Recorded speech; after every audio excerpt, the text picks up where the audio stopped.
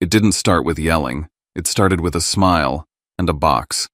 A room full of kids turning 13, cameras up, everyone cheering. My mother-in-law handed out iPhone 17 Pro Max phones to every grandchild except my daughter. Then she looked my child in the eyes and said, "Because you're not part of the family." In that moment, we weren't watching a birthday anymore. We were watching a little girl learn shame in public. And I realized something hard: some people don't want peace, they want power. So I smiled back, calm, cold.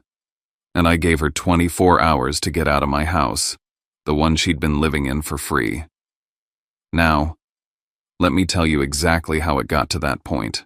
My name is Zephyr Knox, and I'm about to tell you the full story, every ugly detail, every quiet warning sign I ignored, and the moment I finally stopped protecting an adult's comfort over a child's heart. But before I do, I'd love to know you're here with me and listening. Comment hi or tell me where you're watching from. Sometimes just knowing someone is there makes it easier to say the hard stuff out loud. And if you've ever had to stand up to someone you never thought you'd have to stand up to, especially for your kid, please subscribe. Not because I'm chasing numbers, but because these stories don't get told unless someone stays to hear them. Thank you. And now, let me tell you everything. I've always believed that the most dangerous cruelty doesn't come with raised voices or broken things. It's quieter, polished, polite. It shows up in the form of a sigh, a glance, a correction wrapped in concern. And in my house, that kind of cruelty came dressed like family. My name is Zephyr Knox. I'm 31, a freelance brand designer working out of my converted garage studio in Matthews, just outside Charlotte. I live with my wife Bryn and our 13-year-old daughter Marin. My story starts not with a blow-up, but with a whisper, with a smile too stiff, with a girl too quiet. On paper, our life looked stable. Bryn worked part-time for a local non-profit, juggled board meetings and bake sales with the same calm grace she'd always had. She was raised to believe keeping the peace was a virtue, especially with her mother. Me, I didn't come from that kind of family. So when Bryn suggested her mom move in for a while, I said yes. Not because I wanted to, because I didn't want to be the son-in-law who said no. Deirdre Vale, 67, widowed, sold her townhouse after claiming she was drowning in medical debt. She told us she couldn't afford rent anywhere decent. Bryn's eyes filled with guilt. Just a few months, she said, until she gets on her feet. I patched up the guest room like I was prepping it for Airbnb, painted the walls, replaced the mattress, put up new curtains. I wanted her to feel welcome. That was the point, right? Family takes care of each other, but within a week the energy shifted. At first it was small things. Deirdre would grimace after tasting my coffee and say, "Strong, not how we made it growing up." She reorganized our pantry while I was out. Left clippings from parenting articles on the counter for Bryn with passive-aggressive highlights. She'd say things like, "Kids need boundaries. Don't overindulge her," when Marin stayed up late reading. But what got under my skin the most, the way she interacted with Marin, or didn't. Marin is the kind of kid who lives in her imagination, sketchbooks everywhere, pages filled with creatures and dreamscapes and characters with way too much backstory. She's gentle, thoughtful, and like most adopted kids, she carries her sensitivity close to the surface. When Marin showed Deirdre a drawing, she barely looked up. "Huh, that's interesting." When Marin shared a poem, Deirdre would nod, say nothing. She didn't use Marin's name much, just her or sweetie in a flat tone. And I started noticing something. Marin would glance at her grandma before reacting to things like she was checking to see if it was safe to smile. I kept it to myself. For a while. Then Colton came to visit, Bryn's older brother. Colton and his wife Sierra lived in Providence Plantation, the kind of Charlotte neighborhood with Gates golf carts and imported mailboxes. Their twins, Knox and Haven, were only a year younger than Marin, but carried themselves like small CEOs. The second they walked in, Deirdre lit up. Her voice got higher. She laughed louder. She asked questions. "How's fencing class? Are you still playing violin? Did your school send out the summer abroad program details yet?" Marin faded into the background without anyone telling her to. She just knew. That night, Deirdre cooked her special Sunday roast. Knox got extra gravy.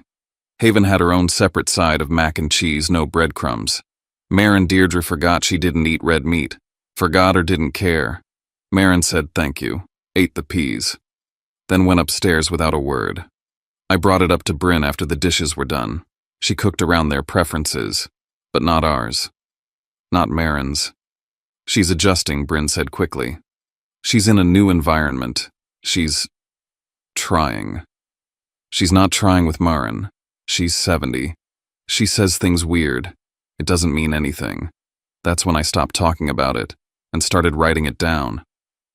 I opened the Notes app on my phone and titled a new entry Deirdre Patterns. I logged the roast dinner, the sketchbook comment, the sudden shift in tone when Colton entered the room. I didn't know yet what I was building, but deep down I felt it. Something wasn't right, and if no one else was going to protect Marin's place in this family, then it had to be me. It started with whispers, or more accurately calls that ended the moment I walked in. Deirdre began taking phone calls out on the porch, talking just low enough to be unintelligible. Her tone was lighter, more conspiratorial. Sometimes she laughed, but the moment I opened the front door, it was always okay, gotta go, followed by a chirpy hang-up. I wasn't paranoid, I just paid attention. One Tuesday afternoon, I heard her say it. I'd just stepped outside to grab a box of decorations from the garage when I caught her voice floating through the open window. Yes, the Pro Max. The newest one. Make it 2. They'll lose their minds. She didn't see me. She was facing the yard. I stayed still.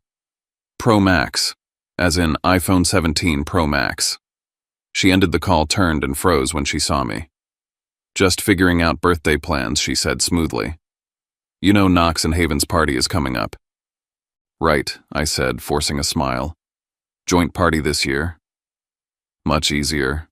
She nodded. All the kids together. I made a note in my phone that night. Sep 12, Deirdre call, iPhone 17 Pro Max, 2, surprise. Marin's birthday was the same week. From that point on, things shifted. Deirdre started receiving more packages than usual, small, carefully wrapped boxes she'd carry straight to her room. I once asked if she needed help carrying one. She clutched it to her chest. Just some things Colton asked me to hold on to. The lies were never loud. They were thin, brittle, breakable if you pushed too hard. She still complained about her finances, said her meds were getting too expensive, that Social Security barely covered her insurance, that she was blessed to live with her children. But somehow her skincare routine had leveled up. New eye cream, designer sunscreen, organic tea no one else in the house drank, and there were slips. One morning she left a letter open on the kitchen counter, a financial statement from a brokerage firm. My eye caught the balance before she snatched it up, more than enough to rent an apartment in downtown Charlotte for a year. Bryn didn't see it. Deirdre made sure she didn't. I called my best friend Juno that night. She's running a play, Juno said bluntly. You can't fight her in public, not yet. Keep documenting every slight, every lie.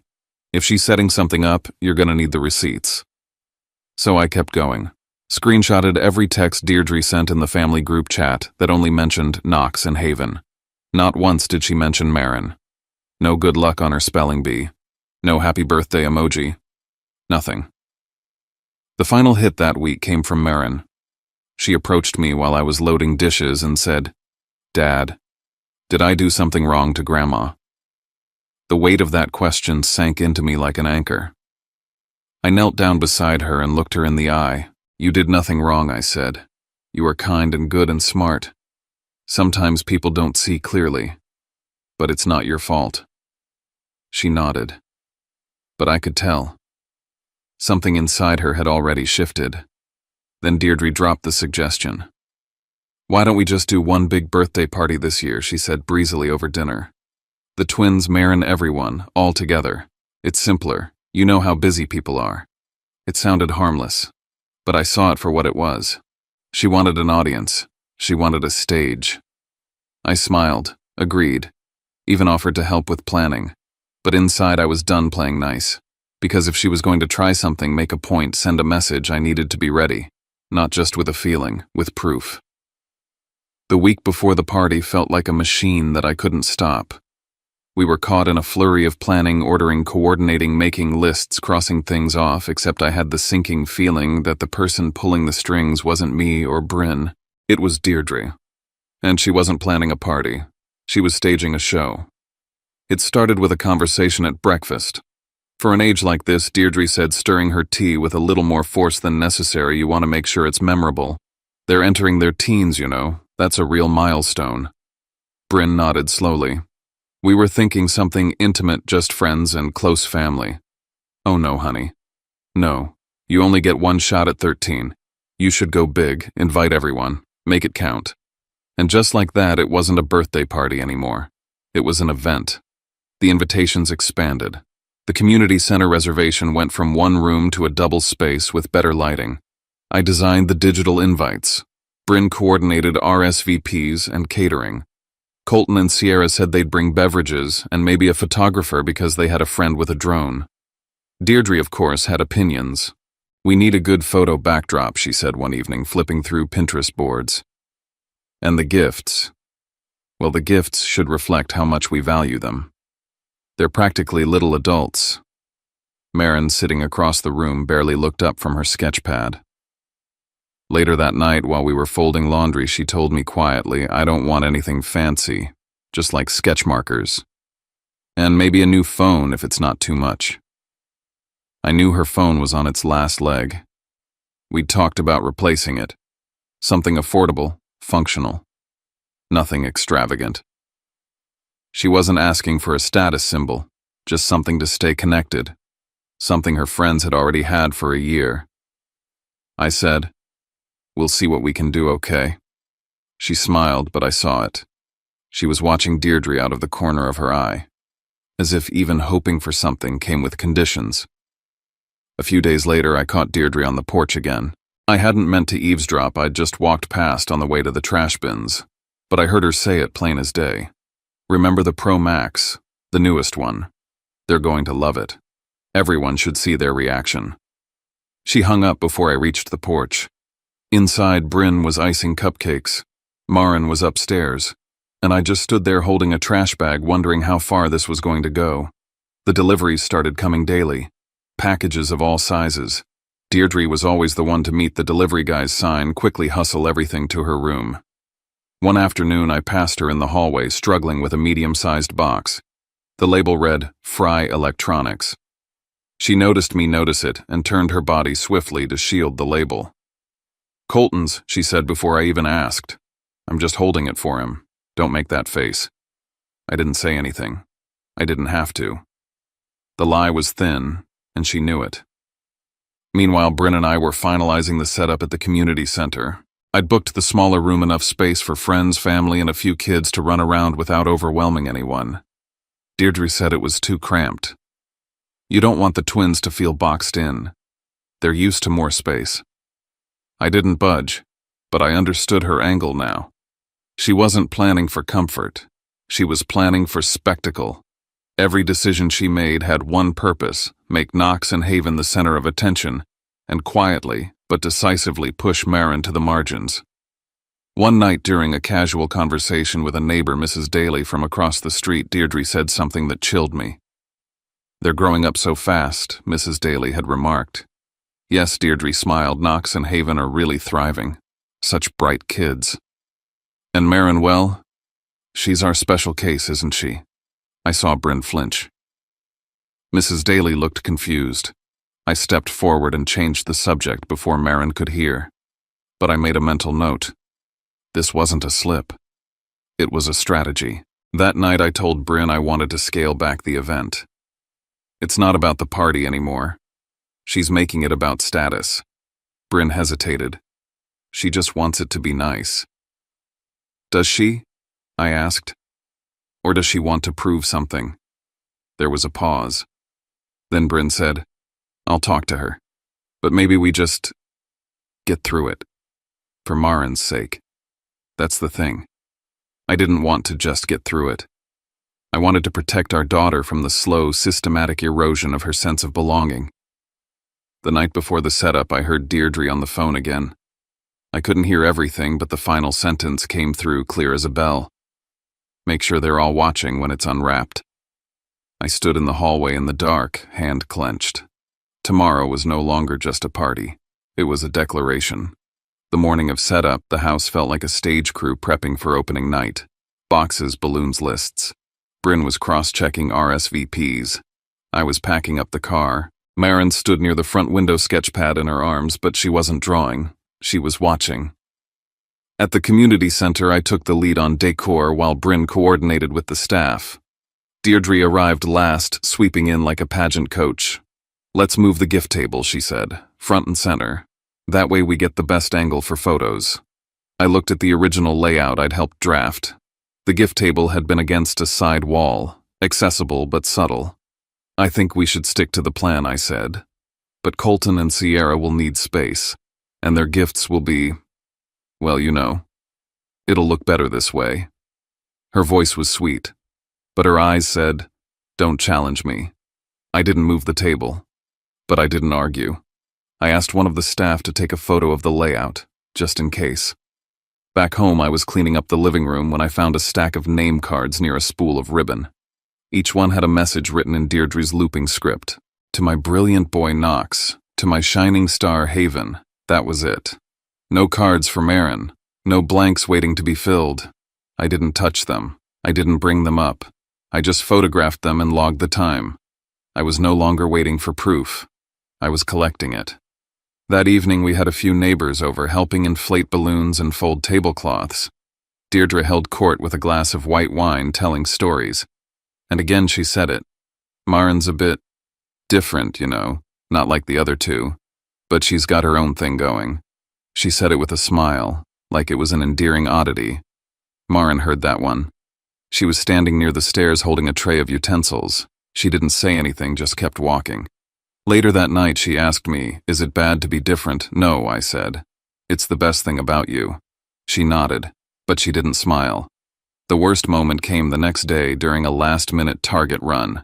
I was with Maren picking up batteries and some extra candles. She brought up the phone again. "Dad," she said gently, "I know it's a lot, but I'd be happy with anything that works. Doesn't have to be fancy." I smiled. "We'll figure it out." Behind us, Deirdre appeared. I hadn't even noticed her following us down the aisle. She stepped in without warning. "Zephyr, don't encourage that. She doesn't need a phone, especially not with how sensitive she is. It'll just make things worse." That evening, I passed by her again on the porch. "The Pro Max, yes," she said into her phone. "Unwrap right after the cake. Make sure there's footage." She wasn't hiding anymore. Back at the community center that night, we finalized decorations. Deirdre arrived again and immediately began repositioning items. She moved the gift table again, this time dragging over a banner that read, "For Our Future Stars." It hovered directly over the twins' setup. Maren's gifts, simple boxes from friends, were off to the side, half hidden behind a pillar. "This isn't accidental," I told Bryn quietly. "Your mother's staging this. She's being dramatic," Bryn said, but her voice lacked conviction. "Let's just get through tomorrow." I nodded, but I made another silent promise to myself. I would let the show go on, but I'd be ready for the curtain to fall. The morning of the party began in a strange quiet. The house was up before sunrise, but instead of chaos, everything moved in slow motion, careful, contained. Maren dressed with a reverence I hadn't seen before. She picked her favorite navy dress with the tiny constellations stitched into the hem and asked Bryn to help her braid her hair twice. She wore the silver chain we gave her for her last birthday, the one with the little M charm she never took off. When she looked in the mirror, her eyes were steady, hopeful. She didn't say much, but I could see it on her face. She believed this day meant something. 13, a threshold, a new page. I wanted that to be true. By the time we arrived at the community center, the parking lot was already half full. Balloons bobbed along the front railings. Inside, Bryn and I moved quickly through final setups, sound check, snacks, the stations for games, and photo booth. Friends trickled in, neighbors, classmates from school, a few families from Colton and Sierra's circle. The air buzzed with chatter and color. Deirdre arrived nearly 45 minutes late. But when she walked in, it was as if a director had stepped on set. She didn't greet us. She didn't look at Maren. She immediately moved toward the camera crew. Sierra had arranged her tone, clipped, assertive. "Make sure you get good coverage during the gift segment. "That's the highlight," she said to the guy holding the gimbal. "We'll start with the twins. Colton's people need to leave early." And just like that, the flow of the party shifted. What had started as a celebration turned into a performance. I stayed close to Maren. She was doing her best, laughing with her friends, helping a classmate with the cupcake table, but her eyes kept searching. For Deirdre. For acknowledgement. It didn't come. When it was time for gifts, Deirdre raised her voice above the room, smiling wide. "Let's open presents now while everyone's still fresh." She clapped twice and waved toward the twins. "Maren too?" I asked quietly, trying to keep it casual. She didn't answer me directly. "Knox and Haven will go first, since some of our guests are on a tight schedule." The air inside me dropped. The gift table had been curated, organized no doubt by Deirdre's hands. Dozens of brightly wrapped packages were stacked on one side where Knox and Haven now stood. On the other, a modest row, 3, maybe 4 gifts, sat near Maren's chair. She didn't complain, but I saw at the shift in her shoulders, the way she looked to me then down. We moved into the circle. Knox tore into a box of headphones. Haven unwrapped a set of luxury journals with her initials embossed in gold. The applause came easy. Laughter flashes from phones. The twins beamed. Then came the moment. Deirdre stood motioned for quiet. "Before we wrap this up," she said, "there's something special from Grandma." She disappeared behind a curtain near the back, and when she returned, she was carrying 2 identical gift boxes, large and glinting in metallic wrapping paper ribbons tied like a bow tie. Everyone hushed. She handed one box to Knox, one to Haven. Maren sat forward in her seat. Her smile appeared like the first sign of spring. I knew what she thought was coming. I saw it in her body, this belief, fragile and daring. The twins ripped through the wrapping.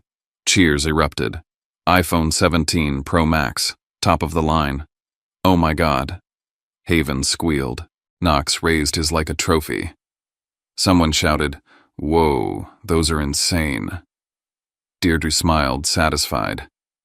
"I just want my grandchildren to have the best." The room pulsed with admiration. Phones went up. A few people clapped. Maren looked at the remaining space behind Deirdre, waiting. But there was no third box, no mention of another gift. Nothing. Just silence. And that silence hurt worse than anything that came before. Maren looked at her hands folded in her lap. Then in a voice so small I almost missed it, she asked Grandma, "What about mine?" The question rang out like a pin drop. Deirdre turned slowly, her voice cutting through the room.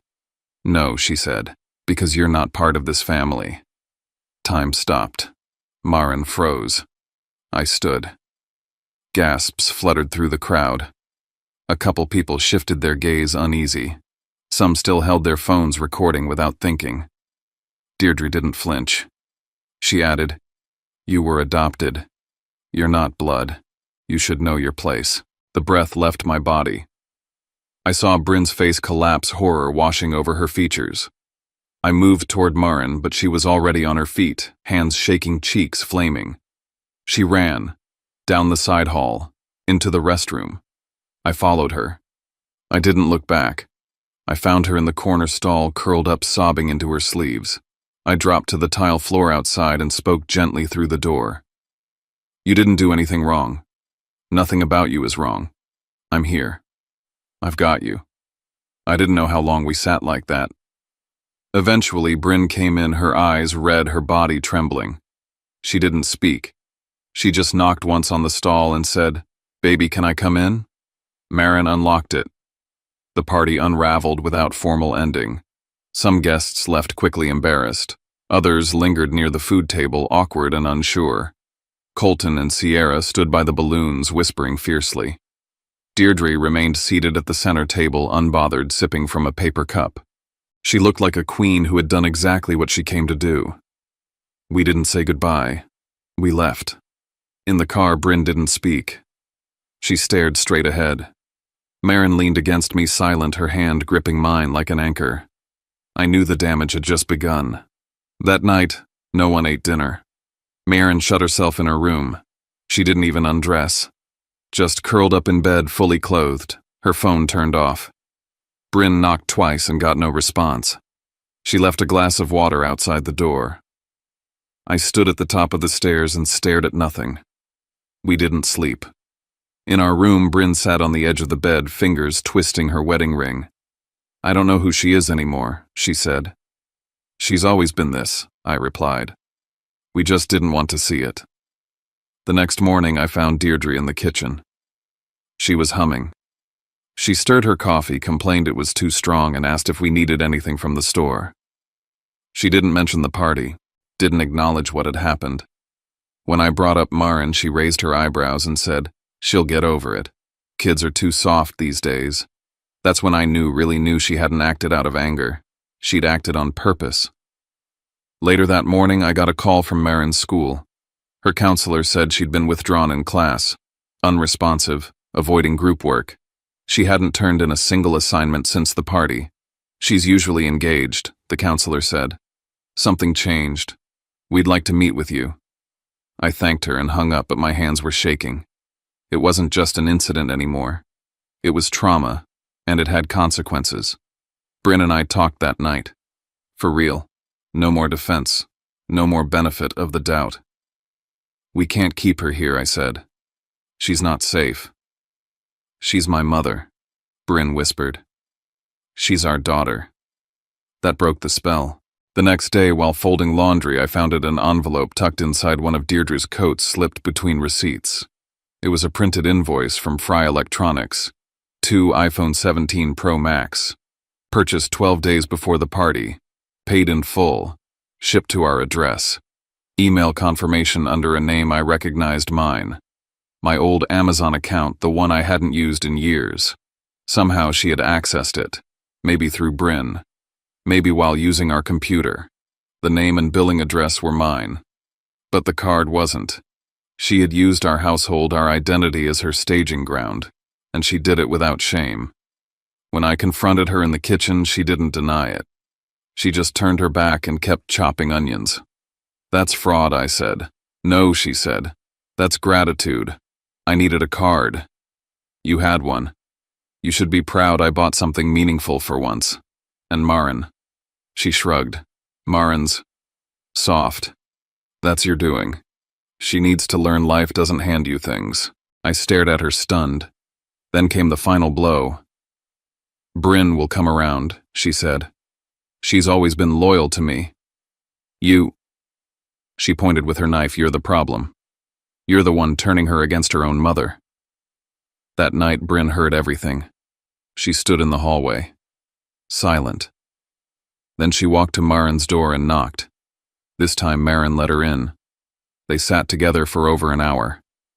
Afterward, Bryn came downstairs, tear-streaked and hollow-eyed. "She's leaving," she said. "Mom's leaving. I'll help pack. I'll say it. I'll mean it." The next few days were fragile. Maren avoided the kitchen. Meals were eaten in bedrooms. The living room was a ghost town. I began looking into therapy.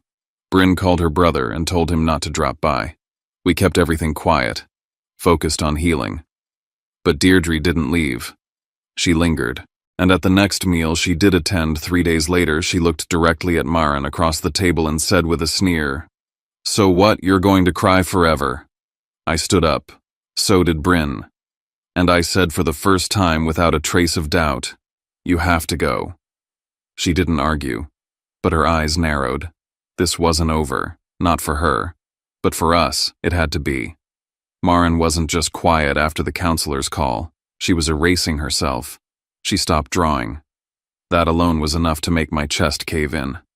Her sketchbook, once a permanent fixture on the couch, the kitchen counter, even the bathroom sink, vanished. She gave one-word answers, shrugged when spoken to, avoided eye contact. She didn't ask to play music in the car anymore. She didn't linger in rooms.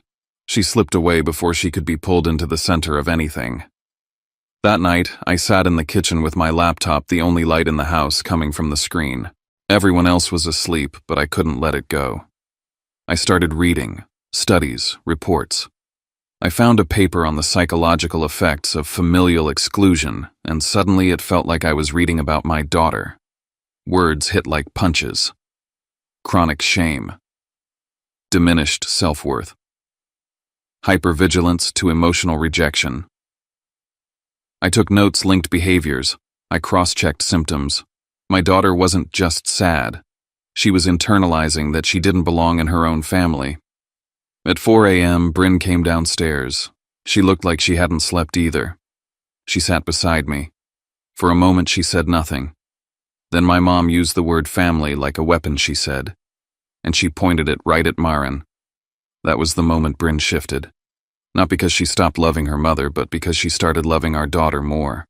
We can't keep pretending this is fixable, I told her. She nodded. No more trying to keep the peace. The peace is fake. We choose Maren. By sunrise, we had a plan. I needed more than emotion to hold the line. I needed proof.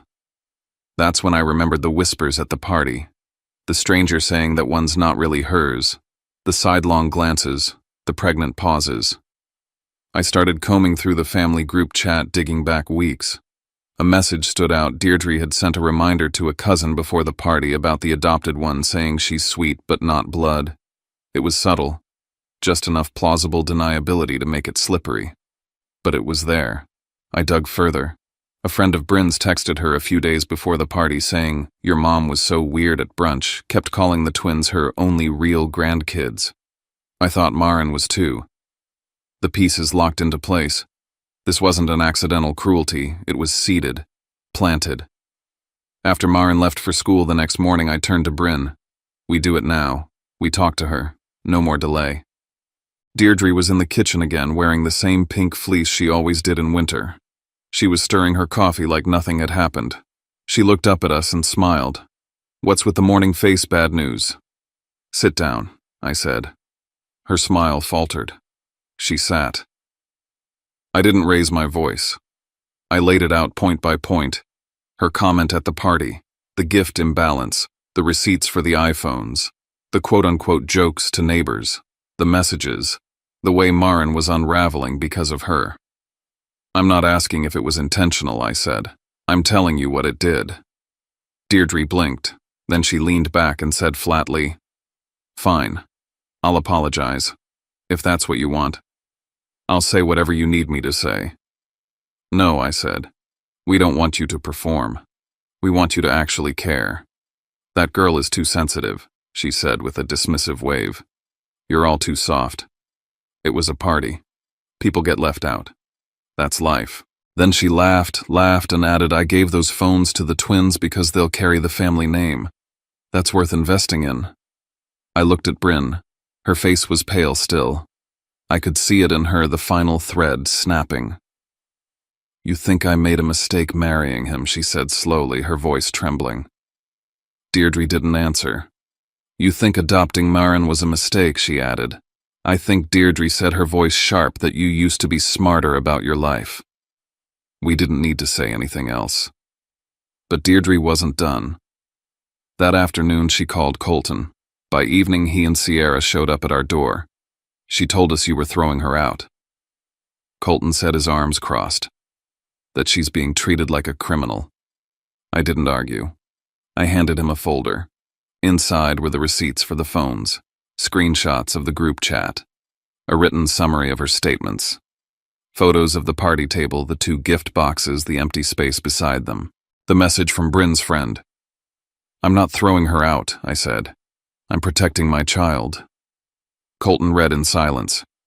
Sierra leaned in to look, her mouth tightened. "You really think she meant it all like that?" Colton asked. "She didn't just mean it," I said. "She planned it." Bryn stood beside me, silent. Deirdre came downstairs then. She saw the folder. She saw their faces. And still she sneered. "I won't apologize for saying the truth," she said. "She's not one of us. That's just how it is." I looked at her, dead calm. "You've lived in our house for 2 years rent-free. You used our cards. You hurt our daughter. And you're still doing it. You have 24 hours to leave." Her smile vanished. "You don't mean that." "I do. This is our decision. Mine and Bryn's." Colton stepped forward, mouth open, but Bryn raised a hand. "No," she said. "You don't get to defend this." Deirdre's voice cracked. "I'll tell everyone. At church. At the next family dinner. I'll tell them what you did." I met her eyes. "Then tell them. And while you're at it, tell them why." Tell them you looked at a 13-year-old girl and made her believe she was nothing. She opened her mouth, but I didn't wait. I turned to Colton. You can take her. Or she can find a hotel. Either way, she's out tomorrow. She stormed off, slamming the door behind her. Colton followed. The house fell into a different kind of quiet. That night, Bryn cried in the hallway. I held her. Upstairs, Maren asked if we were okay. I told her the truth. Yes, baby. Now we are. The next morning, Deirdre packed. Not in silence. Of course not. She moved with theatrical sighs, muttering about betrayal and abandonment. She made sure to clatter dishes loudly in the sink. She left her door open, daring someone to challenge her. We didn't. Colton arrived at 10 on the dot. His face was pinched. He didn't make eye contact with me. Deirdre hauled 2 bags down the stairs and paused at the door like she expected a final confrontation. Instead, Maren stepped forward. She stood in the hallway, her shoulders small but straight. She held her hands together. Goodbye, she said, soft but clear. I hope you'll be kind. Somewhere else. Deirdre didn't hug her, didn't thank her. She nodded once and walked out. At the car, I heard her whisper something to Colton. She'll never belong. They'll regret this. It didn't even make me angry. It just confirmed everything. In the weeks that followed, we didn't speak to her, but we heard about her. Sierra called Bryn.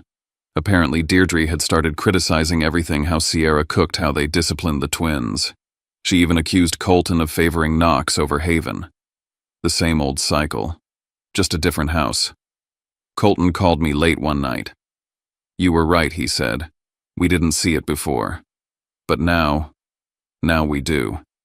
I didn't say I told you so. I just said good. Do better with her than we did. Meanwhile, in our home, the air got lighter. When it was all over, I realized the hardest part wasn't asking someone to leave my house. It was accepting that love doesn't always come from the people who should give it. Some wounds don't look dramatic from the outside.